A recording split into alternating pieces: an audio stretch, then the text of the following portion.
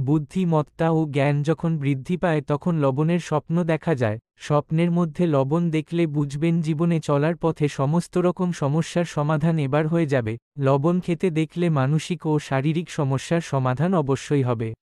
স্বপ্নের মধ্যে লবণ নিতে ও দিতে দেখলে অন্যের সহযোগিতায় উন্নতি হবে। খাবার জিনিসে লবণ দিতে দেখলে শরীর সুস্থ থাকার নিদর্শন। স্বপ্নের মধ্যে লবণ দেখা মানে কুনজর থেকে মুক্তি হবে। লবণ কিনতে দেখলে পরিবারে নতুন অতিথি আসার লক্ষণ বা নবীন খুশির খবর পাবেন।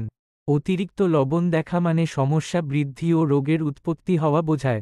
শুধু লবণ খেতে দেখলে অপ্রিয় কোনো খবর পাবেন, বা আপনার খুব প্রিয় জিনিস আপনার জন্যই হারিয়ে যেতে পারে।